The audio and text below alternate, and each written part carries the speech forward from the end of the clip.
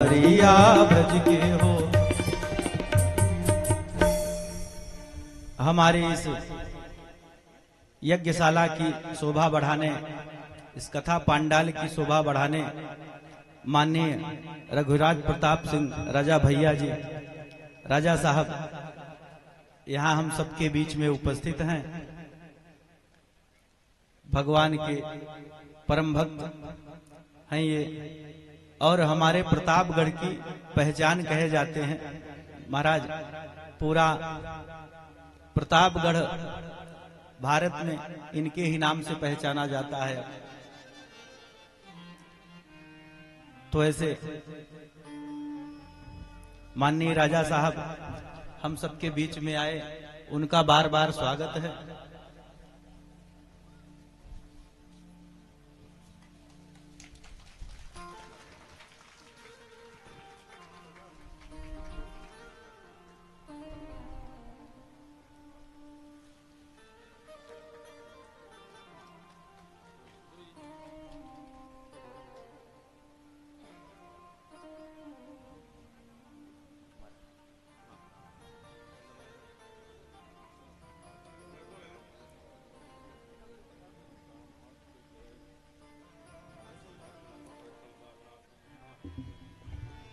हाँ, माननीय राजा साहब का भरपूर सम्मान करें और निवेदन है कि यहाँ से अभी जाए नहीं राजा साहब, क्योंकि जब से इन्होंने शस्त्र और शास्त्र की रक्षा किस प्रकार शस्त्र से होती है महाराज, उसको तो मैंने अपने फेसबुक पे शेयर किया है, लेकिन उसको अब आप आए हैं तो प्रत्यक्ष सबको बता के समझा के जाएं।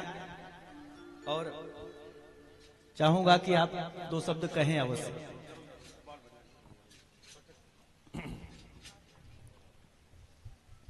व्यासपीठ पे विराजे श्रद्धेय राजगुरु श्री माधव पत पाठी जी, बड़ा पुरान संबंध है आपके परिवार से। आदरणीय जजमान परिवार और आपके माध्यम से जो लोग कथा श्रवण कर रहे हैं, उन सभी वरिष्ठ जनों का, सभी माताओं को हमारे सादर प्रणाम, और सभी नौजवान साथियों को ढेर सारी शुभकामनाएं, उनका भी अभिवादन। अच्छी खासी कथा चलती रही, माइक हमका पकड़ा दीन रहा है, अब हम का बोली नहीं, लेकिन आज सनातन की जो स्थिति है वह विषय में आपके ध्यानाकर्षण अवश्य करा चाहूं। सनातन सिकुड़ते सिकुड़ते कभी ईरान की सीमा पे वहां तक भारत था, वो पाकिस्तान बन गया। इधर बर्मा की सीमा तक हम लोग थे, वो अब बांग्लादेश हो गया, इस्लामिक राष्ट्र हो गए। और पाकिस्तान में जो आबादी हिंदुओं की 27% थी विभाजन के समय, वो मात्र 1% होकर के रह गई। ये वो बातें हैं जिसमें हमको आपको सब लोगों को चिंतन करना पड़ेगा कि हमारी अगली पीढ़ी भी इसी तरह कथा श्रवण कर सके, इसी तरह श्रद्धेय कथावाचक आते रहें, और इसी तरह जिस तरह से आप लोग बैठ करके श्रद्धापूर्वक सुन रहे हैं, युग युगांतरों से सतयुग, त्रेता, द्वापर और ये कलयुग है, सनातन रहा है। और हिंदुओं ने, सनातन ने किसी भी धर्म के आस्था को चोट नहीं पहुंचाई है। हमने किसी के आस्था के केंद्र, उनके उपासना स्थल नष्ट नहीं किए हैं। दूसरे के धर्मस्थल को तोड़ करके हमने अपने मंदिर नहीं बनवाए हैं। लेकिन हमारे साथ ऐसा ही होता रहा है, चाहे वो आप काशी विश्वनाथ देख लें, चाहे श्री राम जन्मभूमि देख लें, चाहे श्री कृष्ण जन्मभूमि देख लें। इस बात की चेतना, इस बात की जानकारी, ज्ञान न सिर्फ हमको होना चाहिए, बल्कि हमको अपनी आगे आने वाली पीढ़ी को भी ये बताना चाहिए। बताना ये भी चाहिए कि अभी हाल में ही पहलगाम में जब पाकिस्तान द्वारा प्रायोजित आतंकवादी आए,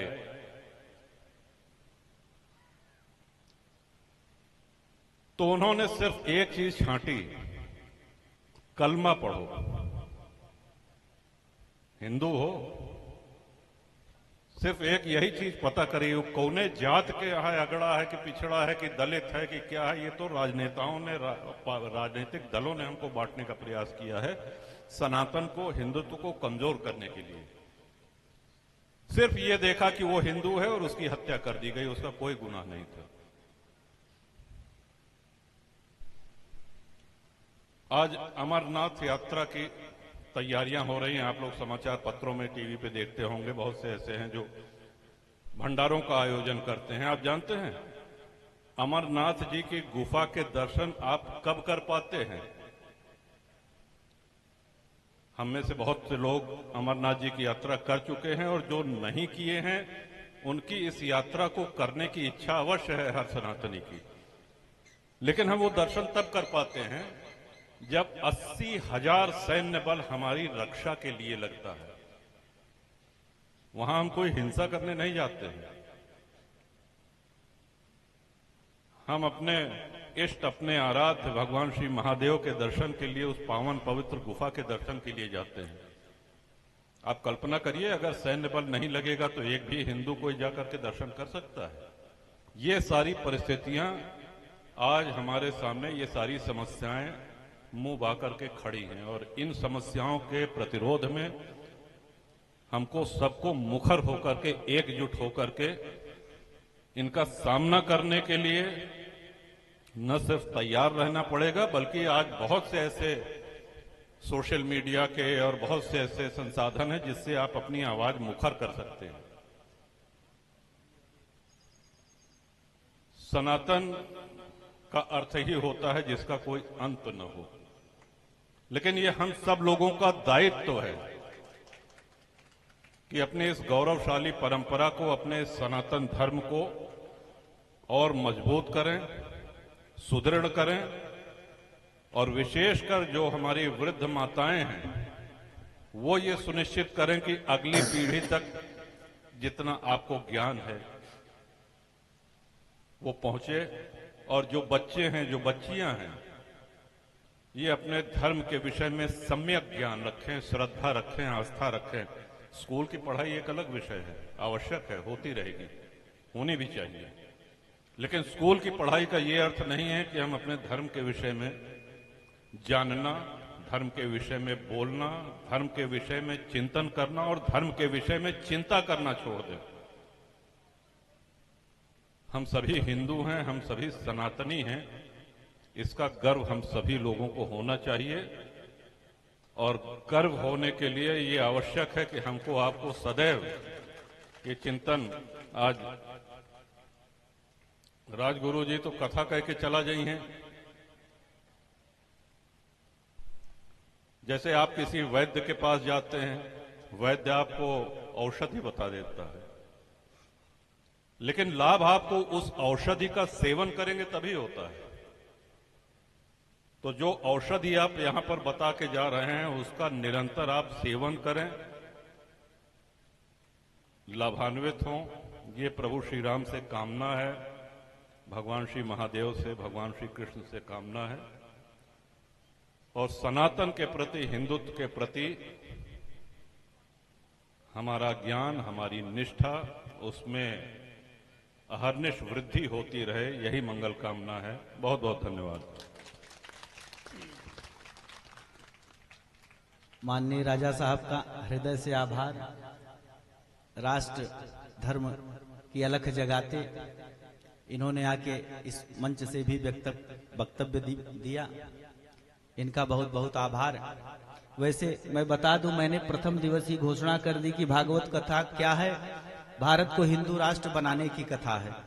ये केवल बूढ़ों के मन का विश्रांति स्थल नहीं है, ये युवाओं का जोश भी है। ये सनातन धर्म की केवल पौराणिक कथाओं का संग्रह नहीं है, ये अगली रणनीति भी है। तो महाराज उसमें आप आके चार चांद लगाए, आपका बहुत बहुत हृदय से धन्यवाद। और जी जी जी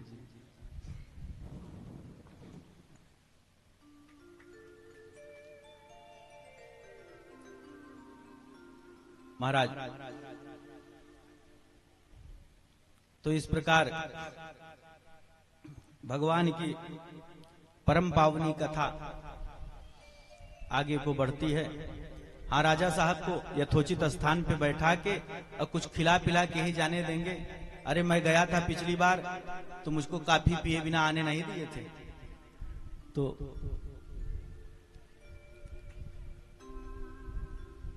भगवत प्रेमी सज्जनों,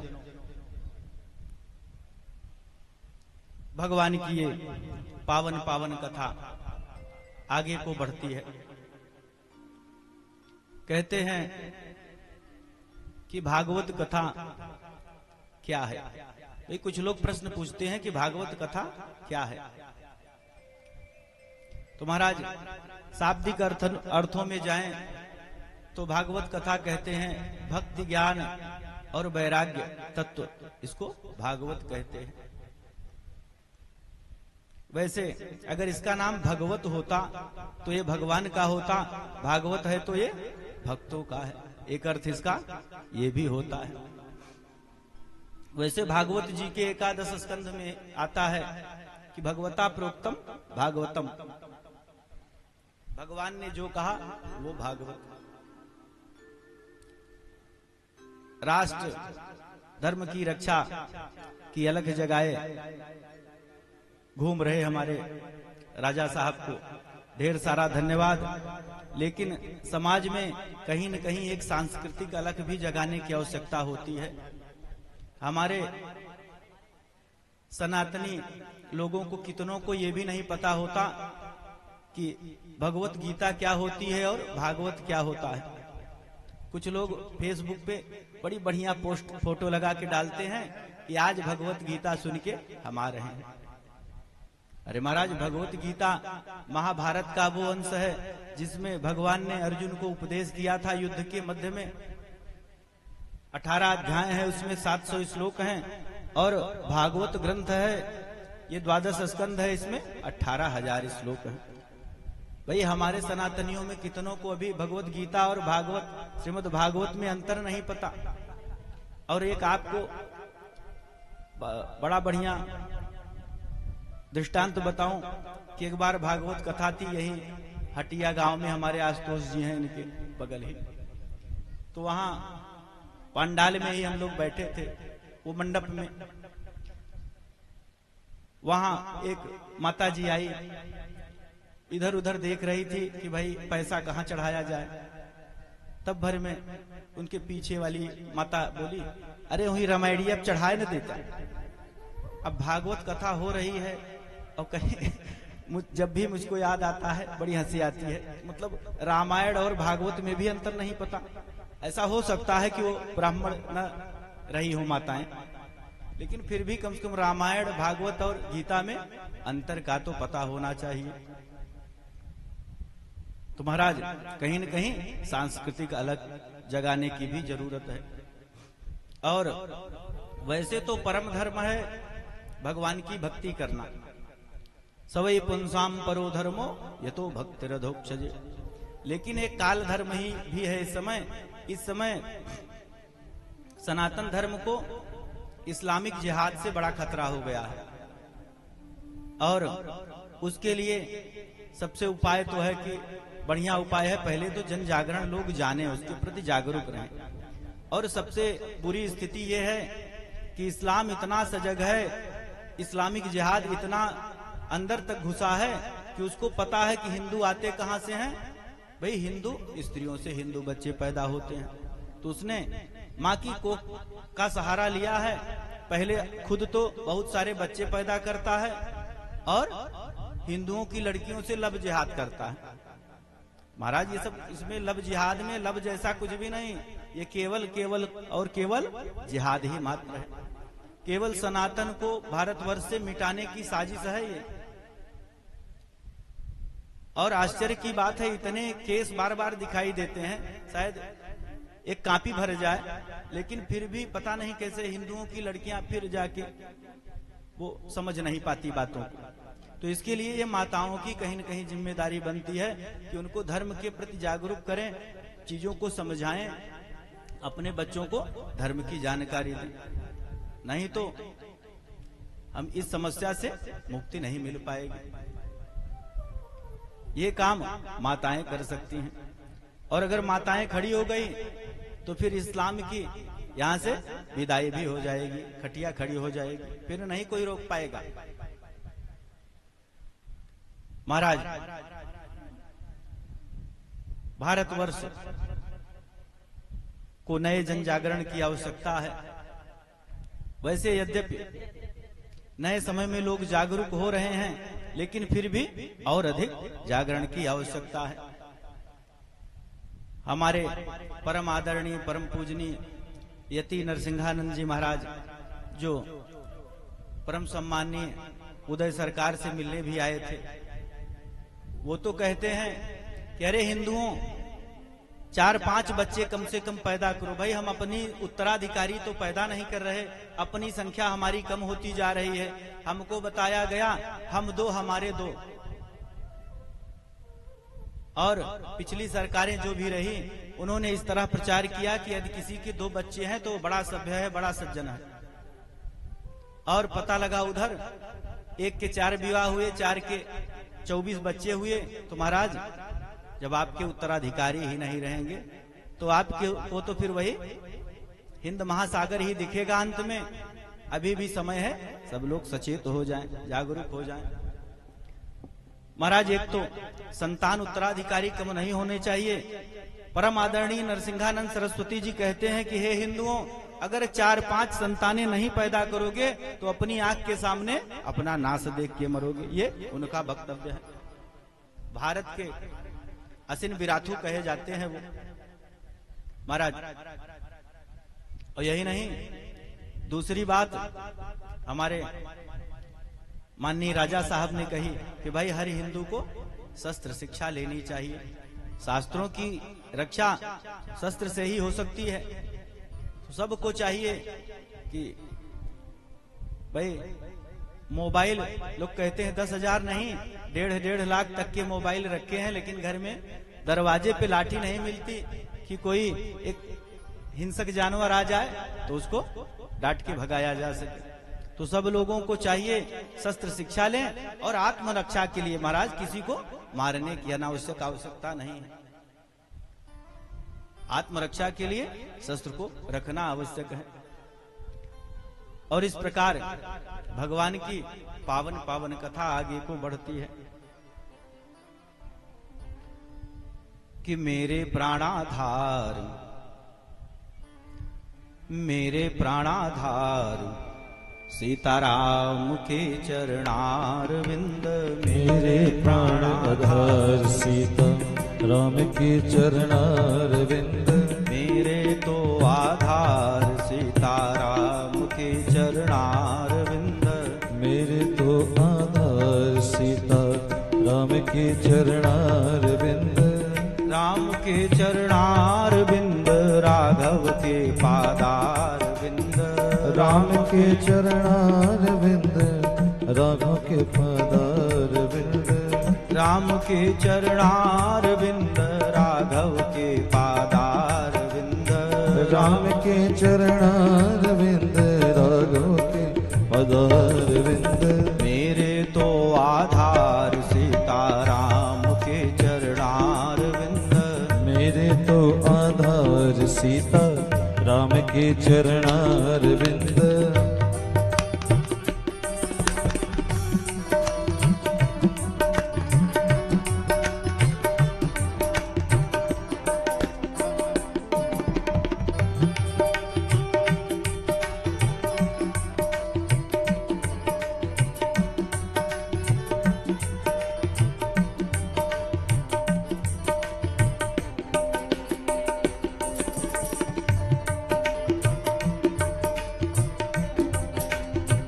राम के चरणारविंद, राघव के पादारविंद। राम के चरणारविंद, राघव के पादारविंद। राम के चरणार, राजा राम के चरणारविंद। राम के चरणार, राम के चरणारविंद।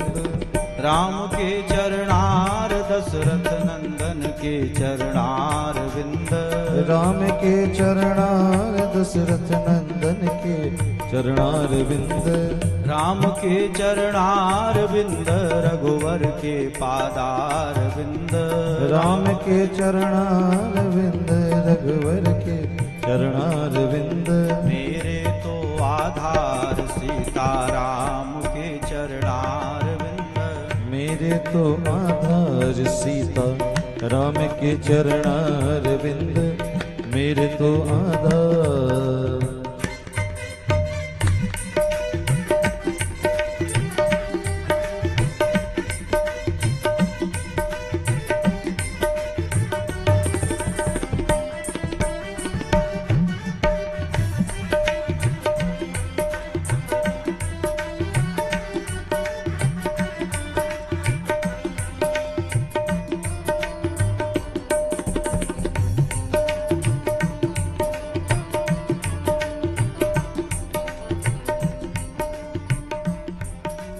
मेरे तो आधार राधा श्याम के चरणार विंद मेरे तो आधार सीता राम के चरणार विंद मेरे प्राणाधार मेरे प्राण आधार सीता राम के चरणार विंद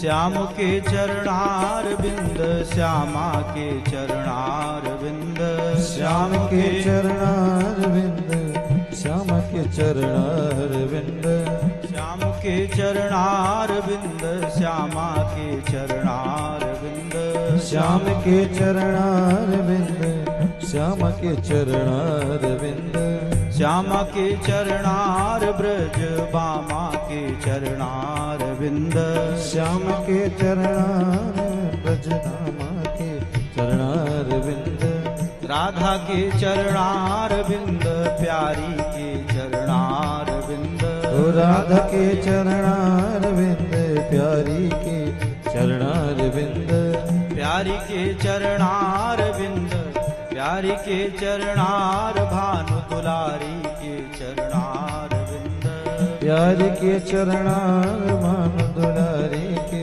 चरणार विंद मेरे तो आधार राधा श्याम के चरणार बिंद मेरे तो आधार सीता राम के चरणार विंद मेरे तो आधार राजा राम के चरणार विंद मेरे तो आधार सीता राम के चरणार विंद